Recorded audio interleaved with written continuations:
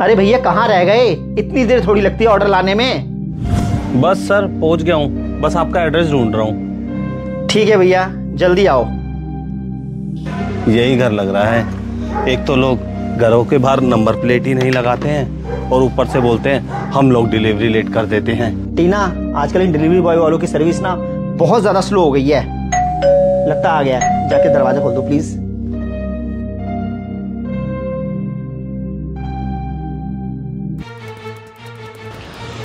अरे टीना, तुम यहाँ?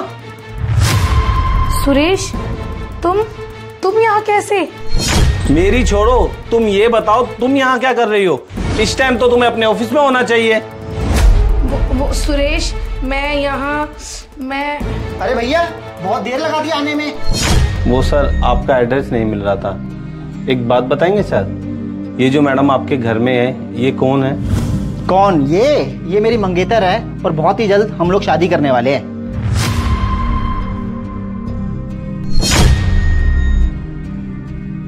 सर ये आपकी मंगेतर कैसे हो सकती है? ये तो मेरी वाइफ है और हमारी शादी को 5 साल हो चुके हैं। तुम्हें पता भी है? तुम क्या बोल रहे हो? दिमाग तो नहीं खराब हो गया तुम्हारा? सर मेरा दिमाग ठीक है। अगर आपको मेरी बातों पे यकीन नहीं होता तो आप इनसे पूछ लीजिए।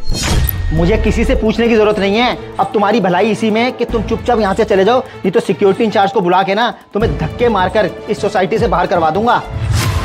सर आपको मेरे साथ जो करना है वो कर लेना, लेकिन सच्चाई यही है कि ये मेरी वाइफ है। तुम सुबह सुबह पी कर आए हो तभी ऐसी बातें कर रहे हो। मुझे लगता है तुम ऐसे नहीं मानोगे। मैं भी सिक्योरिटी इंचार्ज को फोन करता हूँ और तुम्हें धक्के मारकर इस सोसाइटी से बाहर फेंकवाता हूँ। रुको विशाल, ये बिल्कुल सच कह रहे हैं, मैं इनकी वाइफ हूँ। क्या टीना, तुम इसकी वाइफ हो? लेकिन तुमने तो मुझे बोला था कि तुमने अभी तक शादी नहीं की। इतना बड़ा झूठ! सर अब तो आपको मेरी बात पे यकीन हो गया ना कि मैं सच बोल रहा था। इन्होंने मेरे साथ विश्वासघात किया है। सर जो मैं आज ये डिलीवरी बॉय का काम कर रहा हूँ ना, वो इन्हीं की जरूरतें पूरी करने के लिए कर रहा हूँ। जब हमारी शादी हुई थी तब मेरा टूर एंड ट्रैवल का बहुत अच्छा काम था और हमारी मैरिज लाइफ भी बहुत अच्छी चल रही थी। लेकिन कोविड के आने के बाद मैं कर्जे में हो गया और मैं पूरी तरह से बर्बाद हो गया। इतना सब कुछ होने के बावजूद भी इनके खर्चे कम नहीं हुए। ये बोलते थे मुझसे कि मुझे प्यार नहीं पैसा चाहिए। मजबूरन मुझे डिलीवरी बॉय की जॉब करनी पड़ी और पिछले 2 महीने से ये मुझे धमकी दे रही है कि मैं किसी कंगले आदमी के साथ नहीं रहूंगी। टीना, मुझे तो शर्म आ रही है तुम पर कि तुम अपने पति को उसके बुरे समय में छोड़ रही हो। इस समय इस बेचारे को तुम्हारी बहुत जरूरत है। अगर अच्छा समय पति पत्नी एक साथ बिताते हैं तो बुरा समय भी उन्हें एक साथ बिताना चाहिए। लेकिन तुमने तो अपनी शादी को मजाक ही बना के रख दिया है।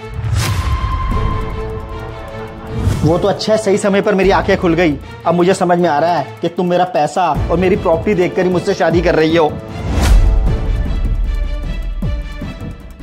जिस औरत को सिर्फ पैसा चाहिए, पति नहीं, वो औरत किसी के साथ रहने लायक नहीं है। अरे तुम तो अपने पति की ना हुई तो मेरी क्या होगी? अपना बैग उठाओ और निकलो यहाँ से।